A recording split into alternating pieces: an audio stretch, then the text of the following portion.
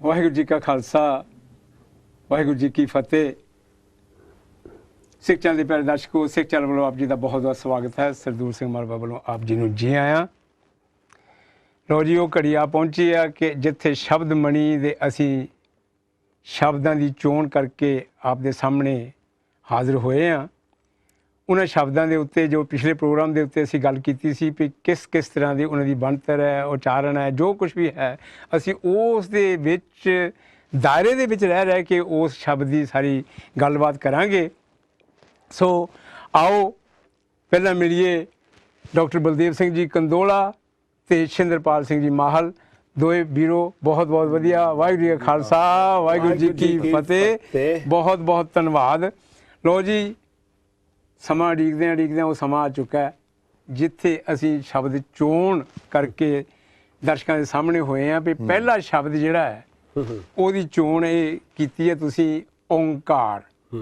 ਓਂਕਾਰ ਦੇ ਜਿਹੜੇ ਅਰਥ ਕੀ ਨੇ, ਇਹ ਕਿੱਥੋਂ ਕਿੱਦਾਂ ਬਣਿਆ? ਬਲਦੇਵ ਜੀ, ਤੁਹਾਡੇ ਤੋਂ ਸ਼ੁਰੂ ਕਰੀਏ। ਓਂਕਾਰ, ਹਾਂਜੀ, ਤੁਸੀਂ ਕਿਹਾ ਕਿ ਵੀ ਇਹ ਕਿੱਥੋਂ ਸ਼ਬਦ ਆਇਆ ਹੈਗਾ। ਪਹਿਲਾਂ ਤਾਂ ਆਪਾਂ ਇਹਦਾ ਜਿੱਦਾਂ ਆਪਾਂ ਪਹਿਲਾਂ ਦੱਸਿਆ ਸੀ ਨਾ ਵੀ ਹਰ ਸ਼ਬਦ ਦੀ ਅਸੀਂ ਸਟਰਕਚਰ ਕੀ ਹੋਊਗਾ ਕਿ ਇਹਦਾ ਅਰਥ ਕੀ ਹੈਗਾ, ਓਂਕਾਰ ਸ਼ਬਦ ਦਾ ਅਰਥ ਕੀ ਹੈਗਾ, ਫਿਰ ਆਪਾਂ ਦੇਖਾਂਗੇ ਇਹ ਆਇਆ ਕਿੱਥੋਂ ਹੈਗਾ। ਬੇਸਿਕਲੀ ਜਿਹੜਾ ਆ ਮੁੱਖ ਜਿਹੜਾ ਇਹਦਾ ਅਰਥ ਹੈਗਾ ਉਹ ਹੈਗਾ ਕਿ ਰੱਖਿਆ ਕਰਨ ਵਾਲਾ। ਅੱਛਾ, ਓਂਕਾਰ। ਔਰ ਇਹ ਸ਼ਬਦ ਆਇਆ ਹੈਗਾ ਆ ਆਮ ਤੌਰ 'ਤੇ ਇਹਨੂੰ ਕਿਉਂਕਿ ਸਾਡੇ ਧਾਰਮਿਕ ਸਾਹਿਤ ਦੇ ਵਿੱਚ ਇਹ ਸ਼ਬਦ ਕਾਫੀ ਆਉਂਦਾ ਕਰਕੇ ਤਾਂ ਇਹਨੂੰ ਨਾ ਕਰਤਾਰ ਦੇ ਨਾਲ ਜ਼ਿਆਦਾ ਇਹਦਾ ਸੰਬੰਧ ਜੋੜਿਆ ਆ ਜੀ। ਲੇਕਿਨ ਇਹਦਾ ਜਿਹੜਾ ਓਰੀਜਨਲ ਮੀਨਿੰਗ ਆ ਉਹਦੇ ਅਨੁਸਾਰ ਰੱਖਿਆ ਕਰਨ ਵਾਲਾ ਕੋਈ ਵੀ ਹੋ ਸਕਦਾ। ਤੁਸੀਂ ਵੀ ਮੇਰੀ ਰੱਖਿਆ ਕਰਨ ਦੇ ਲਈ ਆ ਸਕਦੇ ਆ ਕਿ ਰਕਸ਼ਕ ਜਿਹੜਾ ਹੈਗਾ।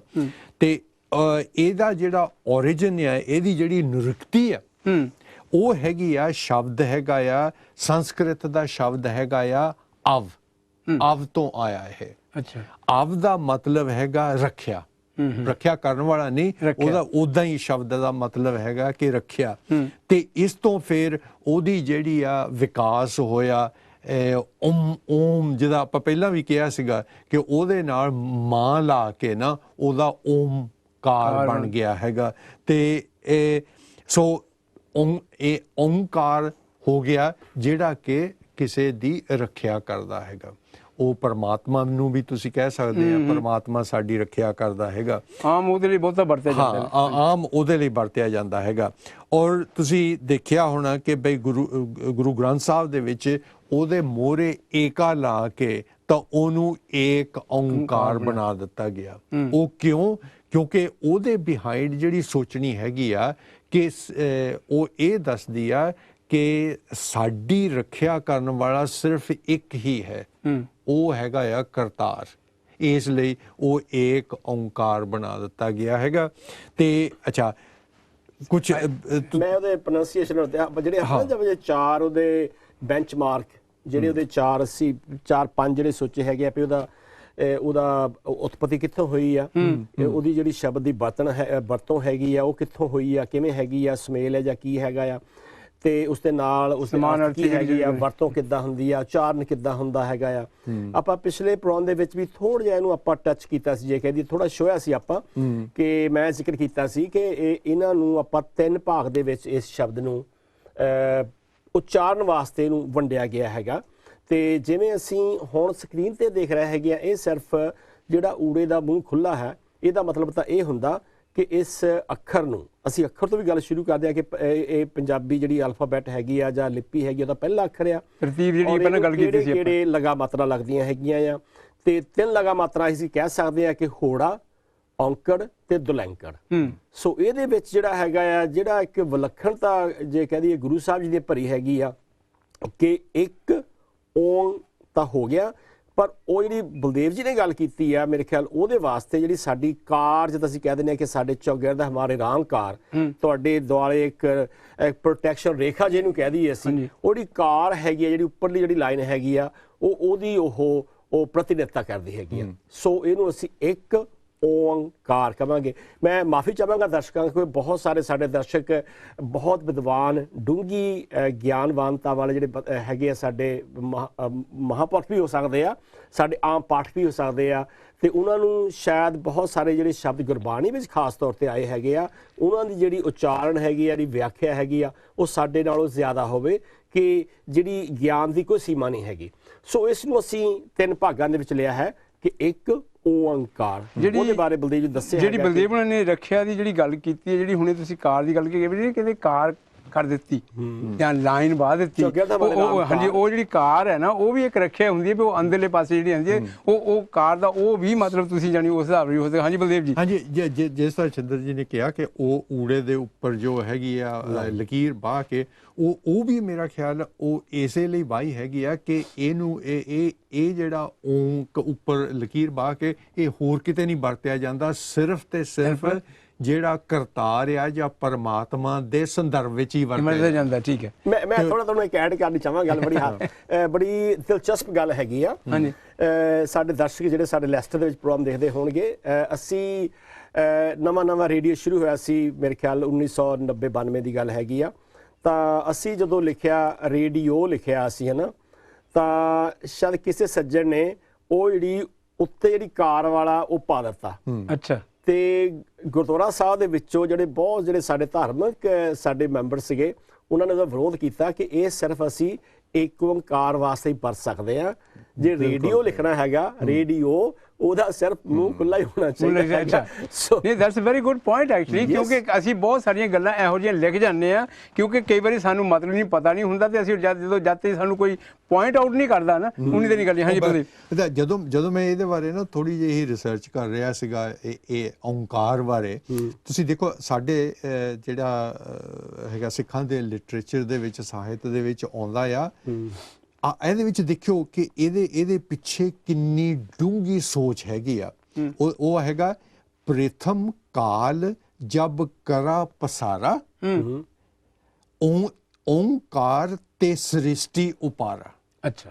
ਪ੍ਰਥਮ ਕਾਲ ਤੁਸੀਂ ਕਹਿੰਦੇ ਆ ਬਿਗ ਬੈਂਗ ਥਿਊਰੀ ਸਾਇੰਸ ਦੇ ਵਿੱਚ ਨਹੀਂ ਆਉਂਦੀ, ਉਹ ਆ ਪ੍ਰਥਮ ਕਾਲ ਕਿ ਜਦ ਪ੍ਰਥਮ ਕਾਲ ਦਾ ਸ਼ੁਰੂ ਹੋਇਆ ਔਰ ਉਹਦਾ ਪਸਾਰ ਹੋਇਆ, ਓਂਕਾਰ ਤੇ ਸ੍ਰਿਸ਼ਟੀ ਜਿਹੜੀ ਸੀਗੀ ਉਹ ਪੈਦਾ ਹੋਈ। ਠੀਕ ਹੈ, ਚਲੋ ਆਪਾਂ ਇਹ ਸ਼ਬਦ ਦੇਖੋ ਹੈ ਬਹੁਤ ਵਧੀਆ, ਕਿੰਨਾ ਡੂੰਘਾ ਹੈ। ਕੋਈ ਗੱਲ ਨਹੀਂ ਅਸੀਂ ਕਿਉਂਕਿ ਬਹੁਤਾ ਵਿਖਿਆਨ ਇਸ ਪਾਸੇ ਜਿਹੜਾ ਨਾ ਸਾਡਾ ਡਿਟੇਲ ਆ, ਕਿਉਂਕਿ ਮੇਰਾ ਖਿਆਲ ਆਉਣ ਵਾਲੇ ਪ੍ਰੋਗਰਾਮਾਂ ਦੇ ਵਿੱਚ ਸਾਨੂੰ ਉਧਰ ਜਾਣਾ ਹੀ ਪਏਗਾ, ਕਿਉਂਕਿ ਸ਼ੁਰੂਆਤ ਦੇ ਵਿੱਚ ਅਸੀਂ ਥੋੜੀ ਜਿਹੀ ਸਰਲਤਾ ਹੀ ਰੱਖੀਏ ਤੇ ਹੈਗੇ। ਬਹੁਤ ਵਧੀਆ ਤੁਸੀਂ ਜਿਹੜਾ ਪੁਆਇੰਟ ਆਊਟ ਕੀਤੀ ਗੱਲ ਜਿਹੜੀ ਕਰਨੀ ਚਾਹੀਦੀ ਹੈ। ਹਾਂਜੀ, ਮਾੜਾ ਜੇ ਮੈਂ ਇੱਥੇ ਦੱਸਣਾ ਚਾਹੂੰਗਾ ਜਿਹੜਾ ਹਿੰਦੂ ਮਤ ਦਾ ਓਮ ਸ਼ਬਦ ਹੈ ਨਾ, ਓਮ ਚਿੰਨ੍ਹ ਹੈਗਾ, ਉਹ ਵੀ ਇੱਥੋਂ ਹੀ ਆਇਆ ਹੈਗਾ।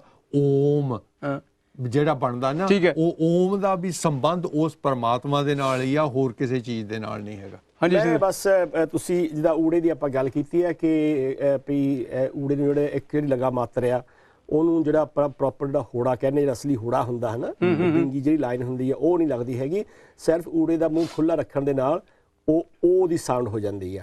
ਸੋ ਇਸ ਦੇ ਨਾਲ ਜਿਵੇਂ ਅਸੀਂ ਇੱਕ ਹੋਰ ਸ਼ਬਦ ਹੈਗਾ ਓਟ, ਅਸੀਂ ਸ਼ਬਦ ਵਰਤਦੇ ਹੈਗੇ ਆ ਊੜੇ ਨੂੰ ਹੋੜਾ ਟੈਂਕਾ, ਤੇ ਨਾਲ ਓਤ ਪੋਤ ਵੀ ਅਸੀਂ ਕਹਿ ਦਿੰਦੇ ਆ, ਓਤ ਪੋਤ ਹੋ ਜਾਣਾ ਆ। ਸੋ ਇਦਾਂ ਥੋੜੇ ਸ਼ਬਦ ਹੈਗੇ ਜਿਹੜੇ ਦੇ ਵਿੱਚ ਖੁੱਲੇ ਮੂੰਹ ਨਾਲ ਲਿਖੇ ਜਾਂਦੇ ਆ। ਹਾਂਜੀ, ਮੈਂ ਦੱਸਣਾ ਚਾਹੂੰਗਾ ਕਿ ਆਪਾਂ ਕਿਹਾ ਸੀ ਕਿ ਬਈ ਹਰ ਸ਼ਬਦ ਦੇ ਸਮ ਅਰਥੀ ਵੀ ਅਸੀਂ ਕਵਰ ਕਰਾਂਗੇ, ਲੇਕਿਨ ਓਂਕਾਰ ਦਾ ਸਮ ਅਰਥੀ ਕੋਈ ਹੈ ਨਹੀਂ, ਕਿਉਂਕਿ ਆਪਾਂ ਕਹਿ ਮੈਂ ਥੋੜੀ ਐਡ ਕਰਨਾ ਚਾਹਾਂਗਾ, ਜੇ ਤੁਸੀਂ ਮੇਰੇ ਨਾਲ ਸਹਿਮਤ, ਤੁਹਾਡਾ ਜ਼ਰੂਰੀ ਵੀ ਨਹੀਂ ਹੈਗਾ ਸਹਿਮਤ ਹੋਣਾ, ਕਿ ਓਂਕਾਰ ਨੂੰ ਜੇ ਅਸੀਂ ਗੁਰਬਾਣੀ ਦੇ ਹਿਸਾਬ ਨਾਲ ਦੇਖਦੇ ਆ ਕਿ ਬਹੁਤ ਸਾਰੇ ਜਿਹੜੇ ਵਿਆਖਿਆਕਾਰ ਹੈਗੇ ਆ ਜਾਂ ਪ੍ਰਚਾਰਕ ਹੈਗੇ ਆ, ਪਰਮਾਤਮਾ, ਪਰਮੇਸ਼ਰ, ਸਰਵ ਰੱਖਿਆਵਾਨ, ਸਰਵ ਸ਼ਕਤੀਮਾਨ, ਇਹੋ ਜਿਹੜੇ ਪਰਮਾਤਮਾ ਦੇ ਨਾਲ ਜਿੰਨੇ ਵੀ ਸ਼ਬਦ, ਹੁਣ ਪਤਾ ਨਹੀਂ ਕਿੰਨੇ ਨਾਵਾਂ ਦੇ ਨਾਲ ਪਰਮਾਤਮਾ ਨੂੰ ਯਾਦ ਕੀਤਾ ਗੁਰੂ ਗ੍ਰੰਥ ਸਾਹਿਬ ਜੀ ਦੇ ਵਿੱਚ, ਉਹਨਾਂ ਦਾ ਮਤਲਬ ਅਸੀਂ ਓਂਕਾਰ ਵੀ ਕਹਿ ਸਕਦੇ ਹਾਂ। ਠੀਕ ਹੈ, ਲੇਕਿਨ ਉਹਦੇ ਵਿੱਚ ਇਹ ਵੀ ਕਿਹਾ ਗਿਆ ਕਿ ਏਕ ਓਂਕਾਰ ਤੋਂ ਪਰੇ ਹੋਰ ਕੁਝ ਨਹੀਂ, ਉਹ ਤੋਂ ਪਹਿਲਾਂ ਕੁਝ ਨਹੀਂ ਹੈ, ਕੁਝ ਨਹੀਂ ਹੈ। ਤੇ ਮੇਰੇ ਖਿਆਲ ਅਸੀਂ ਇਸ ਤੋਂ ਹੁਣ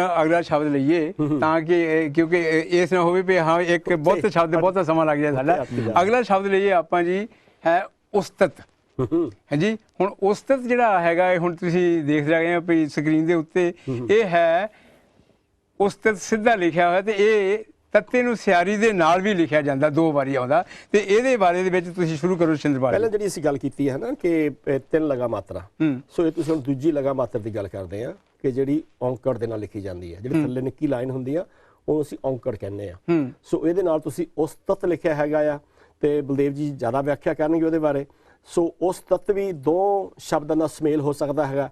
ਉਸ ਤੱਤ ਉਹਦੇ ਅਰਥ ਇਹ ਹੈਗੇ ਆ ਕਿ ਜਿਹੜੇ ਜਿੰਨੇ ਕਿ ਮੈਨੂੰ ਸਮਝ ਹੈਗੀ ਆ ਕਿ ਵਡਿਆਈ ਕਰਨੀ, ਪ੍ਰਸ਼ੰਸਾ ਕਰਨੀ ਕਿਸੇ ਦੀ, ਹੈ ਨਾ, ਸੋ ਸ਼ਲਾਘਾ ਕਰਨੀ, ਇਹ ਜਿਹੜੇ ਸਮਾਨਾਂਤਰ ਸ਼ਬਦ ਹੈਗੇ ਆ ਉਹਦੇ ਚ। ਹਾਂ ਸਿੰਦਰਪਾਲ ਜੀ, ਇਹ ਹੈ ਕਿ ਵੀ ਬਲਦੇਵ ਹੁਣ ਜੀ ਆਉਣ ਤੋਂ ਪਹਿਲਾਂ ਮੈਂ ਇਹ ਗੱਲ ਦਰਸ਼ਕਾਂ ਨੂੰ ਇਹ ਦੱਸ ਦਵਾਂ ਕਿ ਬਹੁਤ ਸਾਰੇ ਸਾਡੇ ਜਿਹੜੇ ਸ਼ਬਦ ਆਉਣਗੇ ਨਾ, ਉਹਨਾਂ ਸ਼ਬਦਾਂ ਦੇ ਵਿੱਚ ਜਿਸ ਤਰ੍ਹਾਂ ਹੈਗਾ ਵੀ ਉਹ ਸ਼ਬਦ ਉਹੀ ਲਿਖਿਆ ਹੁੰਦਾ। ਹੁਣ ਜਿੱਦਾਂ ਇਹਨਾਂ ਨੇ ਜ਼ਰੂਰ ਉਹਦੇ ਬਾਰੇ ਸਾਨੂੰ ਦੱਸਣਾ ਜਿੱਥੇ ਤੱਤੇ ਨੂੰ ਸਿਆਰੀ ਪਾਈ ਗਈ ਆ, ਤੇ ਇਸੇ ਤਰ੍ਹਾਂ ਬਹੁਤ ਸਾਰੇ ਸ਼ਬਦ ਇਦਾਂ ਦੇ ਆਉਣੇ ਜਿਨ੍ਹਾਂ ਦੇ ਵਿੱਚ ਔਂਕੜ ਹੋਵੇਗਾ, ਹਾਂਜੀ, ਤੇ ਬਿਹਾਰੀ ਹੋਏਗੀ, ਜਿਹੜੀ ਉਹਨਾਂ ਦਾ ਮੀਨਿੰਗ ਥੋੜ੍ਹਾ ਜਿਹਾ ਬਦਲ ਜਾਂਦਾ ਹੈਗਾ। ਤੇ ਉਹਦੇ ਬਾਰੇ ਫਿਰ ਤੁਸੀਂ ਦੱਸੋਗੇ। ਇਹਦੇ ਜੀ ਉਸਤਤ 2 ਵਾਰੀ ਜਿਹੜਾ ਲਿਖਿਆ ਹੈ ਬਲਦੇਵ ਜੀ, ਉਹਦੇ ਉਹ ਦੇਖੋ ਗੁਰਬਾਣੀ ਦੇ ਵਿੱਚ ਸਿਹਾਰੀ ਦੇ ਨਾਲ ਇਹ ਲਿਖਿਆ ਗਿਆ ਹੈਗਾ।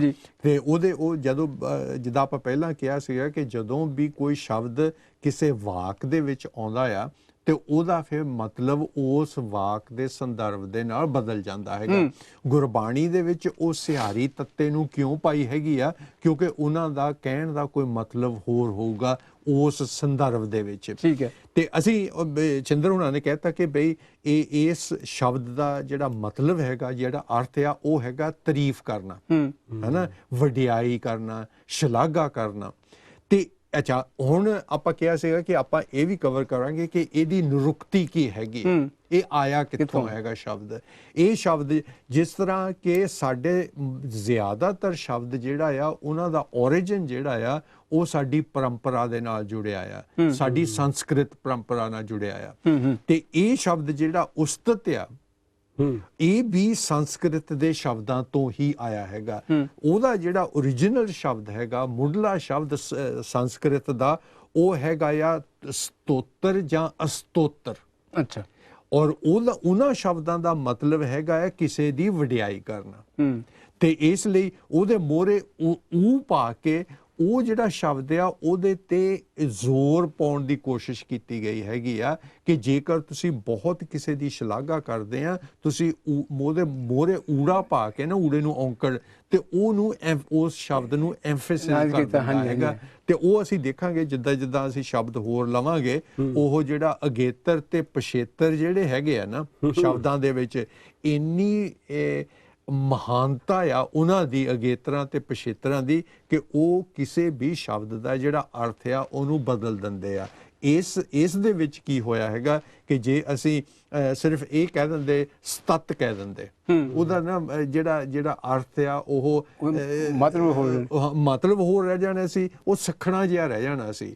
ਉਹਦੇ ਮੋਹਰੇ ਊੜੇ ਨੂੰ ਔਂਕੜ ਪਾ ਕੇ ਉਹਦੀ ਜਿਹੜੀ ਮਹਾਨਤਾ ਆ, ਜਿਹੜੀ ਐਮਫੈਸਿਸ ਆ, ਉਹਦੀ ਉਸਤਤ ਕਰ ਦਿੱਤੀ। ਹਾਂ, ਉਹਦੀ ਉਸਤਤ ਕਰ। ਹਾਂਜੀ ਸਿੰਦਰਪਾਲ ਜੀ, ਤੁਸੀਂ ਕੁਝ ਕਹਿਣ ਲੱਗੇ ਸੀ। ਜਿਹੜੀ ਸਿਆਰੇ ਦੀ ਗੱਲ ਕੀਤੀ ਆ, ਜੇ ਮੈਂ ਥੋੜਾ ਆਪਣੀ ਤੁਸ਼ ਬੁੱਧੀ ਮੁਤਾਬਕ ਸਪਸ਼ਟ ਕਰ ਦਵਾਂ ਕਿ ਜਿਹੜੀ ਆਮ ਸਾਡੀ ਪੰਜਾਬੀ ਹੈਗੀ ਆ, ਲਿਖਣ ਦੀ ਗੱਲ ਕਰਦੇ ਹਾਂ, ਜਿਹੜੀ ਅਸੀਂ ਸਾਹਿਤਕ ਜਾਂ ਅਖਬਾਰਾਂ ਦੀ ਜਿਹੜੀ ਭਾਸ਼ਾ ਹੈਗੀ ਆ, ਉਹਦੇ ਵਿੱਚ ਅਸੀਂ ਇਹ ਅੱਖਰਾਂ ਨੂੰ ਸਿਆਰੀਆਂ, ਜਿੱਦਾਂ ਅਖੀਰਲੇ ਅੱਖਰ ਨੂੰ ਸਿਆਰੀ ਲਾਉਣੀ ਬਹੁਤ ਘੱਟ ਹੈਗੀ ਆ। ਅਖੀਰਲੇ ਅੱਖਰ ਨੂੰ ਸਿਆਰੀ ਲੱਗਣੀ ਬਹੁਤ ਘੱਟ ਹੈਗੀ ਆ, ਕਿਉਂਕਿ ਸੰਸਕ੍ਰਿਤ ਦੀ ਸ਼ਬਦ ਗੱਲ ਕਰਦੇ ਆ। ਪਰ ਜਿਹਨੇ ਗੱਲ ਕੀਤੀ ਆ ਬਲਦੇਵ ਜੀ ਨੇ ਕਿ ਗੁਰੂ ਸਾਹਿਬ ਜੀ ਦਾ ਮਤਲਬ ਜ਼ਰੂਰ ਵੱਖਰਾ ਹੋਵੇਗਾ ਔਰ ਜ਼ਰੂਰ ਡੂੰਘਾ ਹੋਵੇਗਾ। ਇਹ ਸਿਆਰੀ ਐਵੇਂ ਨਹੀਂ ਲਾਈ ਉਹਨਾਂ ਨੇ, ਪਰ ਜਿੱਥੋਂ ਤੱਕ ਮੈਂ ਕਿਹਾ ਕਿ ਮੇਰੀ ਬੁੱਧੀ ਕੰਮ ਕਰਦੀ ਆ, ਸਿਆਰੀ ਜਿੱਥੇ ਬਹੁਤ ਥਾਵਾਂ ਤੇ ਆਈ ਆ, ਜਿੱਦਾਂ ਵਾਵੇ ਨੂੰ ਸਿਆਰੀ, ਚਿੱਚੇ ਨੂੰ ਸਿਆਰੀ ਵਿੱਚ ਲਿਖਿਆ ਹੁੰਦਾ, ਉਹ ਵਿੱਚ ਕਿ ਅੰਦਰ, ਘਰ ਨੂੰ ਕਿ ਵੀ ਗੁਰਬਾਣੀ ਵਿੱਚ ਘੱਗਾ ਰਾਰੀ ਨੂੰ ਸਿਆਰੀ ਪਾਈ ਹੁੰਦੀ ਆ, ਘਰ ਦੇ ਅੰਦਰ। ਸੋ ਅਸੀਂ ਇਹ ਵੀ ਕਹਿ ਸਕਦੇ ਹਾਂ ਕਿ ਉਸਤਤ ਦੇ ਵਿੱਚ ਕੋਈ ਗੱਲ ਕਰਨੀ, ਉਸਤਤੀ ਵਿੱਚ ਗੱਲ ਕਰਨੀ, ਕਿਸੇ ਦੀ ਸ਼ਲਾਘਾ ਵਿੱਚ ਗੱਲ ਕਰਨੀ, ਕਿਸੇ ਤਾਰੀਫ ਦੇ ਵਿੱਚ ਗੱਲ ਕਰਨੀ, ਸਿਆਰੀ ਤਾਂ ਵੀ ਹੋ ਸਕਦੀ ਹੈਗੀ। ਬਹੁਤ ਵਧੀਆ, ਬਹੁਤ ਵਧੀਆ। ਮੈਂ ਮਾਫੀ ਚਾਹੁੰਦਾ ਕਿ ਫੇਰ ਵੀ ਸਾਡਾ ਉਹ ਗਿਆਨ ਉਹ ਨਹੀਂ ਹੈਗਾ ਜੋ ਗੁਰੂ ਸਾਹਿਬ ਸਾਨੂੰ ਸਮਝਾਉਣਾ ਚਾਹੁੰਦੇ ਹੈਗੇ। ਸੋ ਇਹ ਵੱਖਰਾ ਇੱਕ ਵਿਸ਼ਾ ਹੋ ਗਿਆ ਕਿ ਇਸ ਪ੍ਰੋਗਰਾਮ ਦਾ ਗੁਰਬਾਣੀ ਦੀ ਵਿਆਖਿਆ ਕਰਨ ਦਾ ਮਤਲਬ ਨਹੀਂ, ਮੈਂ ਸਮਝਦਾ ਕਿ ਉਹ ਸਾਡੇ ਵਾਸਤੇ ਰੋਗ ਨਹੀਂ ਹੈਗਾ। ਇਸੇ ਲਈ ਅਸੀਂ ਕਿਹਾ ਕਿ ਬਈ ਜਿਹੜੇ ਸਾਡੇ ਹੈਗੇ ਦਰਸ਼ਕ ਹੈਗੇ ਆ, ਉਹ ਇਹਦੇ ਵਿੱਚ ਹਿੱਸਾ ਲੈਣ। ਨਹੀਂ, ਪਰ ਉਹ ਬਿਲਕੁਲ ਤੁਹਾਡੇ ਨਾਲ ਮੈਂ ਇਸ ਗੱਲ ਤੇ ਐਗਰੀ ਹਾਂ ਕਿ ਅਸੀਂ ਗੁਰਬਾਣੀ ਦੀ ਵਿਆਖਿਆ ਨਹੀਂ ਕਰ ਰਹੇ, ਪਰ ਉਹਦੇ ਵਿੱਚ ਅਗਰ ਸਾਨੂੰ ਉਹਦਾ ਥੋੜਾ ਜਿਹਾ ਮਤਲਬ ਦਾ ਪਤਾ ਵੀ ਹਾਂਜੀ ਸਿਆਰੀ ਕਿਉਂ ਲਾਈ ਆ ਉਨੇ ਕਿਤੇ ਕਹੀ ਬਾਕੀ ਜਿਹੜੇ ਵਿਖਿਆਨ ਕਰਨ ਵਾਲੇ ਵੱਡੇ ਸਾਡੇ ਬੈਠੇ ਤੁਸੀਂ ਮਹਾਂਪੁਰਸ਼ ਵੀ ਕਿਹਾ ਜਾਂ ਜਿਹੜੇ ਗਿਆਨੀ ਬੈਠੇ ਆ ਉਹ ਹੀ ਜ਼ਿਆਦਾ ਦੱਸ ਸਕੇ ਕਿ ਸਾਡਾ ਮਾਫ ਕਰਨਾ ਸਾਡਾ ਇਹ ਜਿਹੜੇ ਸ਼ਬਦ ਮਣੀ ਆ ਸਾਡਾ ਗੁਰਬਾਣੀ ਦੇ ਵਿਖਿਆਨ ਕਰਨ ਦਾ ਕੋਈ ਵੀ ਇਹਦੇ ਵਿੱਚ ਮਕਸਦ ਨਹੀਂ ਨਾ ਅਸੀਂ ਕਰਨੀ ਹੈ ਸਿਰਫ ਅਸੀਂ ਸ਼ਬਦ ਮਣੀ ਜਾਂ ਉਹਦੇ ਵਿੱਚ ਥੋੜੀ ਬਹੁਤੀ ਕੋਈ ਗੱਲ ਜਿੱਥੇ ਸਮਝ ਆਵੇ ਜੇ ਜੀ ਰਿਸਰਚ ਦੇ ਮੁਤਾਬਕ ਕਹਿ ਸਕਦੇ ਹਾਂ ਕਿ ਓਕੇ ਜਿਹੜਾ ਅਸੀਂ ਸ਼ਬਦ ਚੁਣਿਆ ਹੈਗਾ ਤੇ ਉਹ ਕੀ ਉਹ ਗੁਰਬਾਣੀ ਦੇ ਵਿੱਚ ਆਉਂਦਾ ਆ ਤੇ ਅਸੀਂ ਸਿਰਫ ਉਹਦੀ ਇੱਕ ਉਦਾਹਰਣ ਹੀ ਦੇ ਸਕਦੇ ਹਾਂ ਬਿਲਕੁਲ ਉਹਦੀ ਵਿਆਖਿਆ ਕਰਦੇ ਹਾਂ ਉਹ ਵੀ ਜ਼ਰੂਰੀ ਨਹੀਂ ਕਿ ਸਾਰੇ ਸ਼ਬਦ ਅਸੀਂ ਲੱਭ ਸਕੀਏ ਜਿਵੇਂ ਗੱਲ ਕੀਤੀ ਹੈ ਕਿ ਗੁਰਬਾਣੀ ਇੱਕ ਬਹੁਤ ਵਿਸ਼ਾਲ ਸਮੁੰਦਰ ਹੈ ਕਿਉਂਕਿ ਅਸੀਂ ਮੈਂ ਪਹਿਲੇ ਪ੍ਰੋਗਰਾਮ 'ਚ ਵੀ ਕਿਹਾ ਸੀਗਾ ਕਿ ਸਾਡੇ ਵਿੱਚ ਇੰਨੀ ਸਮਰੱਥਾ ਨਹੀਂ ਕਿ ਅਸੀਂ ਡੂੰਘਾਈ ਤੱਕ ਚੁੱਭੀ ਮਾਰ ਸਕੀਏ ਹਾਂਜੀ ਥੋੜੀ ਜਿਹੀ ਹੋਰ ਦੱਸੋ ਇਹਦੇ ਬਾਰੇ ਹਾਂਜੀ ਇਹਦੇ ਬਾਰੇ ਜਿੱਦਾਂ ਮੈਂ ਪਹਿਲਾਂ ਕਿਹਾ ਨਾ ਕਿ ਬਈ ਉਸਤਤ ਦਾ ਸ਼ਬਦ ਜਿਹੜਾ ਆ ਉਹ ਸੰਸਕ੍ਰਿਤ ਦੇ ਸਤੋਤਰ ਜਾਂ ਅਸਤੋਤਰ ਤੋਂ ਆਇਆ ਹੈਗਾ ਤੇ ਫਿਰ ਮੈਂ ਇਹ ਵੀ ਕਿਹਾ ਸੀਗਾ ਕਿ ਬਈ ਉਹਦੀ ਜਿਹੜੀ ਆ ਪਿੱਛੇ ਮੋਹਰੇ ਸ਼ਬਦ ਲਾ ਕੇ ਤਾਂ ਪਿੱਛੇ ਲਾ ਕੇ ਅਗੇਤਰ ਤੇ ਪਿਛੇਤਰ ਤੁਸੀਂ ਉਹਦਾ ਜਿਹੜਾ ਅਰਥ ਆ ਉਹ ਵੀ ਬਦਲ ਸਕਦੇ ਆ ਹੁਣ ਜੇ ਸਤੂਤ ਜਿਹੜਾ ਸ਼ਬਦ ਹੈਗਾ ਆ ਜੇ ਤੋਂ ਕਿ ਉਸਤਤ ਆਇਆ ਹੈਗਾ ਜੇ ਉਹਦੇ ਪਿੱਛੇ ਅਸੀਂ ਵਾਦ ਲਾ ਦਈਏ ਤੇ ਉਹਦਾ ਮਤਲਬ ਹੀ ਬਦਲ ਜਾਂਦਾ ਸਤੂਤਵਾਦ ਯਾਨੀ ਕਿ ਜਿਹੜਾ ਕਿ ਕਿਸੇ ਦੀ ਉਸਤਤ ਦੇ ਗੀਤ ਗਾਉਂਦਾ ਆ ਅੱਛਾ ਹੈਨਾ ਜੇ ਅਸੀਂ ਸਤੂਤਸ਼ੀਲ ਕਹਿ ਦਈਏ ਤਾਂ ਉਹਦੇ ਨਾਲ ਆ ਪਈ ਉਹ ਜਿਹੜਾ ਕਿ ਉਹ ਹੁਨਰ ਰੱਖਦਾ ਆ ਗੀਤ ਗਾਉਣ ਦੇ ਸੋ ਇਸ ਤਰ੍ਹਾਂ ਦੇ ਸ਼ਬਦ ਜਿਹੜੇ ਆ ਬਹੁਤ ਬਣਾਏ ਜਾ ਸਕਦੇ ਆ ਔਰ ਇਸ ਸ਼ਬਦ ਦਾ ਇੱਕ origin ਇਹ ਵੀ ਆ ਕਿ ਜਿਹੜਾ ਸੱਤ ਆ ਸੱਚ ਜਿਹਨੂੰ ਕਹਿੰਦੇ ਆ ਉਹਦੇ ਨਾਲ ਵੀ ਇਹਦਾ ਸੰਬੰਧ ਹੈਗਾ ਉਸਤਤ ਜੇ ਤੁਸੀਂ ਕਿਸੇ ਦੀ ਉਸਤਤ ਤਾਂ ਹੀ ਕਰੋਗੇ ਜੇ ਉਹਦੇ ਵਿੱਚ ਸੱਚ ਹੈ ਤਾਂ ਹੈਨਾ ਤੇ ਇਸ ਸ਼ਬਦ ਦਾ ਜਿਹੜਾ ਸੰਬੰਧ ਆ ਉਹ ਸੱਤ ਜਾਂ ਸੱਚ ਦੇ ਨਾਲ ਵੀ ਹੈਗਾ ਬਹੁਤ ਬਹੁਤ ਵਧੀਆ ਜੀ ਬਹੁਤ ਧੰਨਵਾਦ ਆਪਾਂ ਜੇ ਹੁਣ ਅਗਲਾ ਲਫ਼ਜ਼ ਜਾਂ ਸ਼ਬਦ ਲਈਏ ਉਹ ਹੈ ਜੀ ਉੱਕਾ ਹੈ ਜੀ ਉੱਕਾ ਤੇ ਇਹਦੇ ਬਾਰੇ ਦੇ ਵਿੱਚ ਜਿਹੜੀ ਹੈ ਮਤਲਬ ਸਾਡੀ ਪਹਿਲਾਂ ਜਿੱਦਾਂ ਕਹੀ ਹੈਗੀ ਹੈ ਜਿਹੜੀਆਂ 5 ਕਿਰਿਆ ਰੱਖੀਆਂ ਹੈਗੀਆਂ ਉਹਨਾਂ ਦੇ ਵਿੱਚ ਵੀ ਜਾਂ ਵੈਸੇ ਵੀ ਹੋ ਸਕਦਾ ਉਹਨਾਂ ਦੇ ਵਿੱਚ ਸਾਰੀਆਂ ਦੇ ਵਿੱਚ ਨਾ ਉਹ ਗੱਲ ਆਵੇ ਤੇ ਸਾਡਾ ਜਿਹੜਾ ਪੈਰਾਮੀਟਰ ਹੈ ਉਹਦੇ ਬਾਰੇ ਹਾਂਜੀ ਛਿੰਦਰਪਾਲ ਜੀ ਉੱਕਾ ਦੇਖੋ ਇੱਕ ਵਾਰ ਫਿਰ ਅਸੀਂ ਪਿੱਛੇ ਥੋੜਾ ਮੁੜ ਕੇ ਜਾਂਦੇ ਹਾਂ ਜਿਵੇਂ ਕਿ ਗੱਲ ਕੀਤੀ ਇਸ ਪ੍ਰੋਗਰਾਮ ਦਾ ਮਤਲਬ ਕੀ ਆ ਅਸੀਂ ਪ੍ਰੋਗਰਾਮ ਸ਼ੁਰੂ ਕਿਉਂ ਕੀਤਾ ਹੈਗਾ ਇਹ ਜਿਹੜੀ ਸਾਡੀ ਹੁਣ ਸਕਰੀਨ ਤੇ ਥੋੜਾ ਹੋਰ ਸਕਰੀਨ ਤੇ ਮੇਰੇ ਖਿਆਲ ਊਰਜਾ ਆ ਗਿਆ ਕੋਈ ਗੱਲ ਨਹੀਂ ਮੈਂ ਇਹ ਗੱਲ ਕਰਨੀ ਚਾਹੁੰਦਾ ਹੈਗਾ ਆ ਕਿ ਜਿੱਥੋਂ ਤੱਕ ਜਿੰਨੀ ਕਿ ਅਸੀਂ ਪੰਜਾਬੀ ਪੜ੍ਹੀ ਆ ਜਿੰਨੀ ਕਿ ਪੰਜਾਬੀ ਸਿੱਖੀ ਆ ਜਾਂ ਸਮਝੀ ਹੈਗੀ ਆ ਜਿਹੜੀਆਂ ਮੁਸ਼ਕਲਾਂ ਸਾਨੂੰ ਆਈਆਂ ਉਹਦੇ ਵਿੱਚ ਇਹ ਸਭ ਤੋਂ ਵੱਡੀ ਮੁਸ਼ਕਲ ਹੈਗੀ ਆ ਕਿਉਂਕਿ ਹੁਣ ਜਿਸ ਜ਼ਮਾਨੇ ਵਿੱਚ ਅਸੀਂ ਰਹਿ ਰਹੇ ਹੈਗੇ ਆ ਜਦੋਂ ਅਸੀਂ ਕਿਸੇ ਵੀ ਅੰਗਰੇਜ਼ੀ ਭਾਸ਼ਾ ਦੀ ਉਤਪਤੀ ਨਿਰੁਕਤੀ ਦੇਖਦੇ ਆ ਤਾਂ ਬਹੁਤ ਸਾਰੀਆਂ ਡਿਕਸ਼ਨਰੀਆਂ ਦੇ ਵਿੱਚ ਜਾਂ ਇੰਟਰਨੈਟ ਦੇ ਉੱਤੇ ਉਹਨਾਂ ਦੀ ਜਿਹੜਾ origin ਕਿੱਥੋਂ ਹੋਇਆ ਉਹ ਕਿੱਥੋਂ ਪੈਦਾ ਹੋਈਆਂ ਉਹ ਲਤੀਨੀ ਵਿੱਚੋਂ ਆਈਆਂ ਉਹ ਫਰਾਂਸੀਸੀ ਵਿੱਚੋਂ ਆਈਆਂ ਉਹ ਯੂਨਾਨੀ ਭਾਸ਼ਾ ਵਿੱਚੋਂ ਆਈਆਂ ਜ਼ਰੂਰ ਲਿਖਿਆ ਹੁੰਦਾ ਪਰ ਮਾਫ ਕਰਨਾ ਜਿੰਨੀ ਕੁ ਖੋਜ ਮੈਂ ਕਰ ਸਕਿਆ ਦਾਸ ਕਰ ਸਕਿਆ ਸਾਨੂੰ ਕਿਤੇ ਵੀ ਹੋ ਸਕਦਾ ਬਹੁਤ ਘੱਟ ਗਿਣਤੀ ਵਿੱਚ ਉਹੋ ਜਿਹੀਆਂ ਇੱਕ ਦੋ ਕਿਤਾਬਾਂ ਹੋਣ ਜਿਹਦੇ ਵਿੱਚ ਲਿਖਿਆ ਹੋਵੇ ਕਿ ਇਸ ਸ਼ਬਦ ਦੀ ਉਤਪਤੀ ਕਿੱਥੋਂ ਹੋਈ ਹੈਗੀ ਠੀਕ ਹੈ ਸੋ ਉੱਕਾ ਸ਼ਬਦ ਬਾਰੇ ਮੈਨੂੰ ਉੱਕਾ ਗਿਆਨ ਨਹੀਂ ਹੈਗਾ ਕਿ ਇਹਦੀ ਉਤਪਤੀ ਕਿੱਥੋਂ ਹੋਈ ਇਹਦੀ ਉਤਪਤੀ ਕਿੱਥੋਂ ਹੋਈ ਹੈਗੀ ਆ ਠੀਕ ਹੈ ਸੋ ਇਹ ਮੈਂ ਜੇ ਕਹਿ ਵੀ ਦੇਵਾਂ ਕਿ ਅਸੀਂ ਲਿਖਣ ਵਿੱਚ ਬਹੁਤ ਘੱਟ ਵਰਤਿਆ ਜਾਂਦਾ ਪਰ ਇਹਦੀ ਅਹਿਮੀਅਤ ਕਿਤੇ ਨਾ ਕਿਤੇ ਜ਼ਿਆਦਾ ਵੀ ਹੋ ਸਕਦੀ ਹੈ ਕਈ ਲਫ਼ਜ਼ ਬੋਲਣ ਦੇ ਵਿੱਚ ਬਹੁਤੇ ਔਰਲੀ ਜਿਹਨੂੰ ਅਸੀਂ ਕਹਿੰਦੇ ਹਾਂ ਨਾ ਉਹ ਆਮ ਤੌਰ ਤੇ ਜਿਹੜੀ ਆਪਣੀਆਂ ਭਾਸ਼ਾਵਾਂ ਪਿੰਡਾਂ ਦੀਆਂ ਜਾਂ ਇੱਥੋਂ ਹੈਗੇ ਕਈ ਲਫ਼ਜ਼ ਜਿੱਦਾਂ ਬਦਲ ਜਾਂਦੇ ਜਿੱਥੇ ਵੀ ਜਾਈਦੇ ਅਸੀਂ ਉਹ ਲਫ਼ਜ਼ ਕਈ ਪਿੰਡਾਂ ਦੇ ਇਹਦਾ ਮਤਲਬ ਕੀ ਹੋਇਆ ਜੀ ਉਹਦਾ ਮਤਲਬ ਇਹ ਹੁੰਦਾ ਜੀ ਇਦਾਂ ਆਪਾਂ ਪੰਜਾਬ ਦੇ ਵਿੱਚ ਬਹੁਤ ਸਾਰੀਆਂ ਹੈਗੀਆਂ ਹਾਂ ਨਹੀਂ ਸਿੰਦਰ ਹੋਣਾ ਨੇ ਕਹਿ ਹੀ ਦਿੱਤਾ ਜੋ ਮੈਂ ਕਹਿਣਾ ਚਾਹੁੰਦਾ ਸੀ ਕਿ ਉੱਕਾ ਦੀ ਸਾਡੀ ਭਾਸ਼ਾ ਦੀ ਇਹ ਵੀ ਕਮਜ਼ੋਰੀ ਹੈਗੀ ਆ ਕਿ ਜਿਹੜਾ ਕੰਮ ਹੋਣਾ ਚਾਹੀਦਾ ਸੀਗਾ ਇਹਦੇ ਵਿੱਚ ਜਿਸ ਤਰ੍ਹਾਂ ਕਿ ਬਈ ਇਹਦੀ ਨਿਰੁਕਤੀ ਕੀ ਆ ਹਰ ਸ਼ਬਦ ਦੀ ਉਹ ਹਰ ਇੱਕ ਕਿਤਾਬ ਦੇ ਵਿੱਚ ਨਹੀਂ ਮਿਲਦੀ ਹਾਲਾਂਕਿ ਹਰ ਇੱਕ ਸ਼ਬਦ ਦੇ ਬਾਰੇ ਤੇ ਉਹਦੇ ਬਾਰੇ ਕਿਤਾਬ ਹੋਣੀ ਚਾਹੀਦੀ ਆ ਜਿਸ ਤਰ੍ਹਾਂ ਅੰਗਰੇਜ਼ੀ ਦੇ ਵਿੱਚ ਥਸਾਰੋਸ ਹੈਗਾ ਠੀਕ ਹੈ ਉਹ ਔਰ ਪੰਜਾਬੀ ਦੇ ਵਿੱਚ ਉਹ ਹੈ ਹੀ ਨਹੀਂ ਉਹ ਕਿਤਾਬ ਹੀ ਹੈ ਨਹੀਂ ਗੀ ਇਸ ਲਈ ਮਾਫੀ ਚਾਹਾਂਗੇ ਕਿ ਇਹ ਸ਼ਬਦ ਜਿਹੜਾ ਇੱਕ ਕਿਸਮ ਦਾ ਸੌਖਾ ਆ ਜਿਹੜੇ ਆਪਾਂ ਪਹਿਲਾਂ ਦੋ ਸ਼ਬਦ ਵਰਤੇ ਹੈਗੇ ਉਹਨਾਂ ਨਾਲ ਸੌਖਾ ਆ ਕਿ ਬਈ ਇਹਦੀ ਜਿਹੜੀ ਉਤਪਤੀ ਆ ਜਾਂ ਨਿਰੁਕਤੀ ਆ ਉਹਦੇ ਬਾਰੇ ਸਾਨੂੰ ਕੁਝ ਨਹੀਂ ਪਤਾ ਲੱਗਾ। ਲੇਕਿਨ ਇਹਦੀ ਵਰਤੋਂ ਜਿਹੜੀ ਆ ਉਹ ਕੀਤੀ ਜਾਂਦੀ ਆ। ਉੱਕਾ ਦਾ ਮਤਲਬ ਹੁੰਦਾ ਸਾਰੇ ਦਾ ਸਾਰਾ ਜਾਂ ਪੂਰਾ, ਹੈ ਨਾ, ਜਾਂ ਅਰਥ ਜਿਹੜੇ ਆ ਨਿਰਾਪੁਰਾ, ਹੈ ਨਾ, ਬਿਲਕੁਲ। ਇਹ ਇਸ ਸੰਦਰਭ ਦੇ ਵਿੱਚ ਵੀ ਵਰਤਿਆ ਜਾਂਦਾ। ਤੇ ਜੇ ਅਸੀਂ ਕਿ ਉਹਦੀ ਨਿਰੁਕਤੀ ਦਾ ਤਾਂ ਅਸੀਂ ਮਾਫੀ ਮੰਗ ਲਈ ਕਿ ਪਤਾ ਨਹੀਂ ਹੈਗਾ। ਤੇ ਇਹਦੀ ਇੱਕ ਵਰਤੋਂ ਹੋਰ ਵੀ ਹੁੰਦੀ ਆ ਕਿ ਜੇਕਰ ਤੁਹਾਡੇ ਕੋਈ ਗਲੀ ਦੇ ਵਿੱਚ ਬਰਫ਼ ਵੇਚਣ ਵਾਲਾ ਆਇਆ, ਤੁਹਾਨੂੰ ਪਤਾ ਹੀ ਆ ਉਹ ਆਉਂਦੇ ਹੁੰਦੇ ਸੀਗੇ, ਹੈ ਨਾ, ਕਿ ਉਹਦੇ ਤੇ ਉਹ ਲਪੇਟਿਆ ਹੁੰਦਾ ਸੀਗਾ, ਉਹ ਕੱਪੜੇ ਜਿਹੇ ਲਪੇਟੇ, ਹੈ ਨਾ। ਤੇ ਮੇਰਾ ਇੱਕ ਦੋਸਤ ਹੁੰਦਾ, ਉਹਨੇ ਕਹਿਣਾ ਯਾਰ ਤੂੰ ਦੱਸ ਇਹਦਾ ਉੱਕਾ ਪੁੱਕਾ ਸ਼ਾਇਦ ਮੁੱਲ ਦੱਸ ਕਿੰਨੇ ਲੈਣੇ ਪਏ, ਹੈ ਨਾ, ਕਿ ਉਹ ਜਿਹੜਾ ਉੱਕਾ ਪੁੱਕਾ ਆ ਵੀ ਸਾਰੇ ਦਾ ਸਾਰਾ ਇਹ ਤੂੰ ਦੱਸ ਦੇ ਵੀ ਮੈਂ ਤੈਨੂੰ ਉਹ ਉੱਕੇ ਪੁੱਕੇ ਪੈਸੇ। ਮੈਂ ਸ਼ਿੰਦੇ ਭਾਈ ਤੁਹਾਡੇ ਕਹਿਣ ਤੋਂ ਪਹਿਲਾਂ ਇਹਦੇ ਵਿੱਚ ਤੁਸੀਂ ਇੱਕ ਲਫ਼ਜ਼ ਤੋਂ ਪਹਿਲਾਂ ਕਿਹਾ ਸੀ ਲਗਾ ਮਾਤਰਾ ਜੀ, ਇਹਦੇ ਵਿੱਚ ਉੱਕਾ ਦੇ ਵਿੱਚ ਇੱਕ ਅਧਕ ਆਉਂਦਾ ਹੈ। ਹਾਂਜੀ ਹਾਂਜੀ। ਤੇ ਹੁਣ ਇਹ ਹੈਗਾ ਵੀ ਇੱਥੇ ਜੇ ਅਧਕ ਨਾ ਲਾਈਏ ਫਿਰ ਕੀ ਬਣੇਗਾ? ਉਹ ਫਿਰ ਉੱਕਾ ਜਿਹੜਾ ਅਧਕ ਹੈਗਾ ਆ ਉਹਦੇ ਉੱਤੇ ਜੇ ਕਹਿ ਦਈਏ ਦਬਾਅ ਪਾਉਣ ਵਾਸਤੇ ਕਿ ਉੱਕਾ, ਹੁਣ ਜੇ ਕਹਿ ਦਈਏ ਕਿ ਤੁਸੀਂ ਉਕਾ ਦਾ ਮੈਨੂੰ ਲੱਗਦਾ ਨਹੀਂ ਕੋਈ ਉਹਦਾ ਅਰਥ ਬਣਦਾ ਹੈਗਾ ਆ, ਹੋ ਵੀ ਸਕਦਾ ਆ, ਪਰ ਮੇਰੀ ਜ਼ਿਹਨ ਦੇ ਵਿੱਚ ਹੈ ਨਹੀਂ। ਪਰ ਮੈਂ ਥੋੜ੍ਹਾ ਜਿਹਾ ਬਲਦੇਵ ਜੀ ਨੂੰ ਬੇਨਤੀ ਕਰਾਂਗਾ ਕਿ ਬਲਦੇਵ ਜੀ ਤੁਸੀਂ ਇੱਕ ਵਾਰੀ ਜਿਹੜੀ ਆਪਾਂ ਗੱਲ ਕੀਤੀ ਆ ਕਿ ਜਿਹੜੇ ਥੈਰੋਸਿਸ ਹੈ ਨਹੀਂ ਸਾਡੇ ਕੋਲ, ਮੈਂ ਕਹਿੰਦਾ ਥੋੜ੍ਹਾ ਮਹਾਨ ਕੋਸ਼ ਬਾਰੇ ਥੋੜ੍ਹਾ ਤੁਸੀਂ ਦੱਸੀ ਤਾਂ ਵਧੀਆ ਰਹੇਗਾ ਤਾਂ ਕਿ ਦਰਸ਼ਕਾਂ ਨੂੰ ਪਤਾ ਲੱਗੇ ਕਿ ਮਹਾਨ ਕੋਸ਼ ਦੀ ਜਿਹੜੀ ਤਿਆਰੀ ਹੈਗੀ ਆ ਜਾਂ ਉਹਦਾ ਢਾਂਚਾ ਹੈਗਾ ਆ, ਉਹਦੀ ਤਰਤੀਬ ਹੈਗੀ ਆ, ਜਾਂ ਉਹਦੇ ਪਿੱਛੇ ਦੀ ਖੋਜ ਹੈਗੀ ਆ, ਭਾਵਨਾ ਹੈਗੀ ਆ, ਲਗਨ ਹੈਗੀ ਆ, ਮਿਹਨਤ ਹੈਗੀ ਆ, ਉਹ ਥੋੜ੍ਹਾ ਬੜਾ ਦਰਸ਼ਕਾਂ ਨੂੰ ਦੱਸਿਆ ਜਾਵੇ। ਬਹੁਤ ਬਹੁਤ ਧੰਨਵਾਦ ਸਿੰਦਰ ਜੀ। ਇਹ ਕਹਿੰਦਾ ਮੇਰਾ ਜਿਹੜਾ ਸੰਬੰਧ ਆ ਮਹਾਨ ਕੋਸ਼ ਦੇ ਨਾਲ ਕਈ ਸਾਲ ਪਹਿਲਾਂ ਪਿਆ ਸੀ, ਕਿਉਂਕਿ ਮੈਂ ਇੱਕ ਨਾ ਕਿਤਾਬ ਲਿਖਣਾ ਚਾਹੁੰਦਾ ਸੀ ਵੀ ਭਾਰਤ ਦੇ ਵਿੱਚ ਵੀ ਕੀ ਵਿਗਿਆਨ ਦੇ ਵਿਸ਼ਿਆਂ ਨੂੰ ਲਿਆ ਗਿਆ ਹੈਗਾ ਕਿ ਨਹੀਂ ਲਿਆ। ਅੱਛਾ ਜੀ।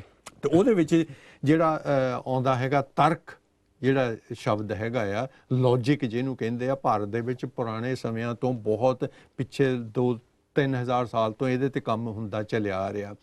ਤੇ ਉਹਦੇ ਤੇ ਮੈਨੂੰ ਜਦੋਂ ਮੈਂ ਖੋਜ ਕਰ ਰਿਹਾ ਸੀ ਤਾਂ ਮੈਨੂੰ ਉਹ ਬਹੁਤ ਸਾਰੇ ਸ਼ਬਦਾਂ ਦਾ ਪਤਾ ਨਹੀਂ ਸੀ ਲੱਗਦਾ। ਤੇ ਜਦ ਮੈਂ ਪੰਜਾਬ ਗਿਆ ਤਾਂ ਉੱਥੇ ਮੇਰੇ ਇੱਕ ਦੋਸਤ ਦੇ ਕੋਲ ਉਹ ਕਹਿੰਦਾ ਜੀ ਆਹ ਜਿਹੜਾ ਮਹਾਨ ਕੋਸ਼ ਆ ਨਾ, ਇਹਦੇ ਵਰਗੀ ਪੰਜਾਬੀ ਭਾਸ਼ਾ ਦੇ ਵਿੱਚ ਕੋਈ ਕਿਤਾਬ ਹੈ ਹੀ ਨਹੀਂ ਗੀ। ਮੈਂ ਕਿਹਾ ਦਿਖਾਈ ਤਾਂ ਯਾਰ ਕੀ ਆ ਇਹ। ਜਦੋਂ ਉਹਨੇ ਮੈਨੂੰ ਦੱਸਿਆ, ਮੈਂ ਕਿਹਾ ਤੂੰ ਜਿੰਨੇ ਮਰਜ਼ੀ ਮੇਰੇ ਤੋਂ ਪੈਸੇ ਲੈ ਲਾ ਤੇ ਮੈਂ ਲੈ ਚੱਲਿਆ। ਤੇ ਉਹ ਮੈਂ ਲੈ ਆਇਆ ਉਹਦੇ ਕੋਲੋਂ। ਤੇ ਉਸ ਕਿਤਾਬ ਨੇ ਮੈਨੂੰ ਉਹ ਕਿਤਾਬ ਲਿਖਣ ਦੇ ਵਿੱਚ ਲੌਜਿਕ ਤੇ ਬਹੁਤ ਮਦਦ ਕੀਤੀ। ਔਰ ਸੱਚਮੁੱਚ ਇਸ ਕਿਤਾਬ ਵਰਗੀ ਨਾ ਹੋਰ ਕੋਈ ਕਿਤਾਬ ਪੰਜਾਬੀ ਦੇ ਵਿੱਚ ਮਿਲਦੀ ਹੀ ਨਹੀਂ ਹੈਗੀ। ਕਿ ਉਹਨਾਂ ਦਾ ਨਾਂ ਕੀ ਸੀਗਾ ਜਿਨ੍ਹਾਂ ਨੇ, ਕਾਹਨ ਸਿੰਘ ਨਾਭਾ ਨੇ ਜਿੰਨੀ ਮਿਹਨਤ ਕੀਤੀ ਆ, ਉਹਨਾਂ ਦੇ ਮੋਹਰੇ ਸੀਸ ਝੁਕਾਉਣ ਨੂੰ ਦਿਲ ਕਰਦਾ ਕਿ ਉਹਨਾਂ ਨੇ ਸ਼ਬਦਾਂ ਦੀ ਇੰਨੀ ਖੋਜ ਕੀਤੀ। ਔਰ ਜਿਹੜੀ ਮੈਂ ਆਹ ਕਿਹਾ ਨਾ ਕਿ ਭਈ ਥਸਾਰਸ, ਉਹਨਾਂ ਨੇ ਪੂਰੇ ਦਾ ਪੂਰਾ ਤਾਂ ਨਹੀਂ ਕੀਤਾ ਹੈਗਾ, ਲੇਕਿਨ ਹਰ ਸ਼ਬਦ ਦਾ ਉਹਨਾਂ ਨੇ ਜਿਹੜੀ ਨਿਰੁਕਤੀ ਆ ਉਹ ਦੱਸਣ ਦੀ ਕੋਸ਼ਿਸ਼ ਕੀਤੀ ਆ। ਔਰ ਉਹਨਾਂ ਨੇ ਉਹਦੇ ਵਿੱਚ ਉਹਦੀ ਵਰਤੋਂ ਦੱਸੀ ਆ। ਅਰਥ ਤਾਂ ਦੱਸਿਆ ਹੀ ਹੈਗਾ ਕਿ ਇਹ ਸ਼ਬਦ ਵਰਤੇ ਕਿੱਥੋਂ ਜਾਂਦੇ ਆ। ਤੇ ਇਹ ਪੁਰਾਣੇ ਸਾਹਿਤ ਦੇ ਵਿੱਚ ਉਹ ਇਕੱਲੇ ਸਿੱਖਾਂ ਦੇ ਸਾਹਿਤ ਨੂੰ ਹੀ ਨਹੀਂ ਦੱਸਦੇ, ਉਹ ਕਹਿੰਦੇ ਸਾਰੇ ਦੇ ਸਾਰੇ ਸਾਹਿਤ ਦੇ ਵਿੱਚ ਜਿੰਨਾ ਵੀ ਸਾਡਾ ਦਾਰਸ਼ਨਿਕ ਸਾਹਿਤ ਹੈਗਾ ਹਿੰਦੁਸਤਾਨ ਦਾ, ਉਹਦੇ ਵਿੱਚ ਕਿੱਥੇ ਕਿੱਥੇ ਇਹ ਸ਼ਬਦ ਵਰਤਿਆ ਜਾਂਦਾ। ਲਓ ਜੀ, ਆਪਾਂ ਹੁਣ ਲਈਏ ਅਗਲਾ ਆਖਰ ਮਿੰਟ ਰਹਿ ਗਿਆ ਆਪਣੇ ਕੋਲ 3 ਇਸ ਪ੍ਰੋਗਰਾਮ ਦੇ ਸ਼ਬਦ। ਸੌਰੀ ਹਾਂਜੀ, ਅਗਲਾ ਹੈ ਆਪਣੇ ਕੋਲ ਜੀ ਉਖਲ। ਹਾਂਜੀ, ਇਹਦੇ ਤੇ ਹੁਣ ਤੁਸੀਂ 3 ਮਿੰਟਾਂ 'ਚ ਗੱਲ ਕਰਨੀ ਹੈਗੀ ਆ। ਉਖਲ ਦੇ ਬਲਦੇਵ ਜੀ। ਹਾਂਜੀ, ਅੱਛਾ, ਉਖਲ ਦਾ ਮੈਨੂੰ ਆਮ ਸ਼ੋਰ ਕਿ ਬਈ ਸਾਰਿਆਂ ਨੂੰ ਪਤਾ ਵੀ ਉਖਲ ਦਾ ਮਤਲਬ ਕੀ ਹੁੰਦਾ। ਪਿੰਡ ਦੇ ਵਿੱਚ ਕੋਈ ਐਵੇਂ ਬੇਵਕੂਫ ਜਿਹਾ ਆਦਮੀ ਤੁਰਿਆ ਜਾਂਦਾ ਹੋਵੇ, ਕਹਿਣਾ ਐਵੇਂ ਉਖਲ ਜਿਹਾ ਤੁਰਿਆ ਜਾਂਦਾ।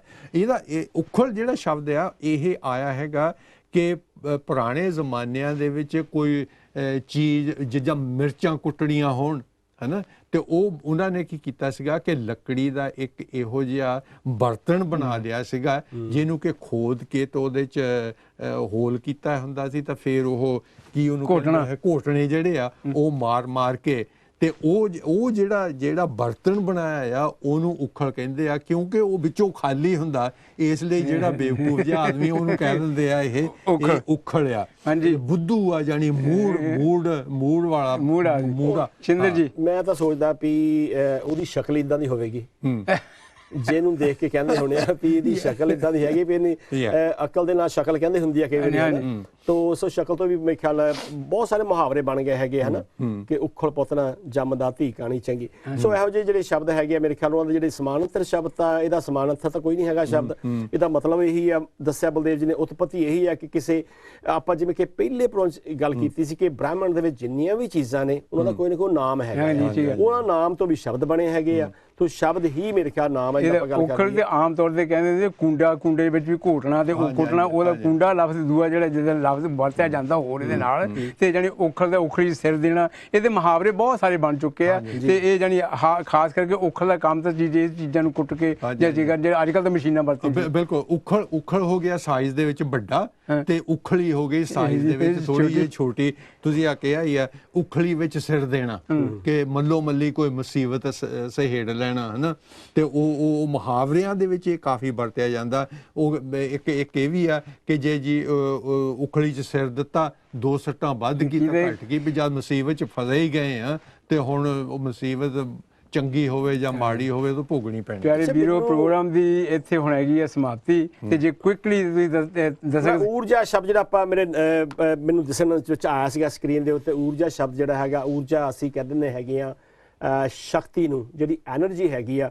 ਅਸੀਂ ਕਈ ਵਾਰੀ ਕਹਿ ਦਿੰਦੇ ਆ ਕਿ ਪ੍ਰਮਾਤਮਾ ਤੁਹਾਨੂੰ ਬਹੁਤ ਸਾਰੀ ਸ਼ਕਤੀ ਦੇਵੇ, ਅਸੀਂ ਉਹਨੂੰ ਊਰਜਾ ਕਹਿ ਸਕਦੇ ਆ। ਜਿਹੜੀ ਸੂਰਜ ਤੋਂ ਸਾਨੂੰ ਊਰਜਾ ਮਿਲਦੀ ਹੈਗੀ ਆ, ਜਾਂ ਸਾਨੂੰ ਜਿਹੜੀ ਅੱਜ ਕੱਲ੍ਹ ਦੀਆਂ ਮਕੈਨੀਕਲ ਚੀਜ਼ਾਂ ਹੈਗੀਆਂ ਉਹਨਾਂ ਦੇ ਵਿੱਚ ਇਸ ਦਾ ਬਹੁਤ ਯੋਗਦਾਨ ਹੈਗਾ ਊਰਜਾ ਦਾ। ਔਰ ਸਾਨੂੰ ਆਪਣੇ ਸਰੀਰ ਨੂੰ ਚੱਲਦਾ ਰੱਖਣ ਵਾਸਤੇ ਵੀ, ਇਹਨੂੰ ਊਰਜਾ ਦੇਣ ਵਾਸਤੇ ਵੀ ਸਾਨੂੰ ਖਾਣਾ ਖਾਣ ਦੀ ਲੋੜ ਪੈਂਦੀ ਆ। ਸੋ ਇਹੋ ਜਿਹੇ ਬਹੁਤ ਸ਼ਬਦ ਹੈਗੇ ਆ ਜਿਹੜੇ ਕਿ ਅੱਜ ਅਸੀਂ ਨਹੀਂ ਲਿਆ ਸਕੇ। ਸਿੰਦਰਪਾਲ ਜੀ, ਬਲਦੇਵ ਜੀ, ਬਹੁਤ ਬਹੁਤ ਧੰਨਵਾਦ। ਪ੍ਰੋਗਰਾਮ ਦੀ ਇੱਥੇ ਸਮਾਪਤੀ ਆ। ਅਗਲੇ ਚੋਣਵੇਂ ਜਿਹੜੇ ਅੱਖਰ ਲੈ ਕੇ ਫਿਰ ਆਪਾਂ ਦਰਸ਼ਕਾਂ ਦੇ ਸਾਹਮਣੇ ਹੋਵਾਂਗੇ। ਪਰ ਦਰਸ਼ਕੋ, ਪ੍ਰੋਗਰਾਮ ਦੀ ਇੱਥੇ ਸਮਾਪਤੀ ਹੈ। ਕਿਸੇ ਕਿਸਮ ਦੀ ਗਲਤੀ ਕਰਕੇ ਹੋਵੇ ਜ਼ਰੂਰ ਮਾਫ ਕਰਨਾ। ਤੁਸੀਂ ਆਪਣਾ ਫੀਡਬੈਕ ਸਾਨੂੰ ਜ਼ਰੂਰ ਦਿਓ। ਇਸ ਪ੍ਰੋਗਰਾਮ ਦੇ ਲਈ ਖਾਸ ਕਰਕੇ ਅਸੀਂ ਤੁਹਾਨੂੰ ਇਹ ਕਹਿ ਰਹੇ ਹੈਗੇ ਆ ਵੀ ਇਹ ਪ੍ਰੋਗਰਾਮ ਜਿਹੜੇ ਹੈਗੇ ਆ, ਇਹਨਾਂ ਦੇ ਵਿੱਚ ਸਾਨੂੰ ਪ੍ਰੋਗਰਾਮ ਲਈ ਸਾਨੂੰ ਚਾਹੀਦਾ ਵੀ ਤੁਸੀਂ ਸਾਨੂੰ ਕੁਝ ਸ਼ਬਦ ਦੱਸੋ, ਸਾਨੂੰ ਤੁਸੀਂ ਇਹ ਦੱਸੋ ਵੀ ਹਾਂ ਜੀ ਇਹਦੇ ਵਿੱਚ ਅਸੀਂ ਕੀ ਕਰਨਾ ਚਾਹੁੰਦੇ ਹਾਂ। ਪ੍ਰੋਗਰਾਮ ਦੀ ਇੱਥੇ ਸਮਾਪਤੀ ਹੈ। ਅਗਲੇ ਪ੍ਰੋਗਰਾਮ ਤੱਕ ਦਿਓ ਸਾਨੂੰ ਇਜਾਜ਼ਤ, ਤੇ ਫਿਰ ਅਸੀਂ ਤੁਹਾਡੇ ਸਾਹਮਣੇ ਫਿਰ ਹਾਜ਼ਰ ਹੋਵਾਂਗੇ। ਆਓ ਵਿਦਾਇਗੀ ਦੀ ਫਤਿਹ ਬੁਲਾਓ। ਵਾਹਿਗੁਰੂ ਜੀ ਕਾ ਖਾਲਸਾ, ਵਾਹਿਗੁਰੂ ਜੀ ਕੀ ਫਤਿਹ।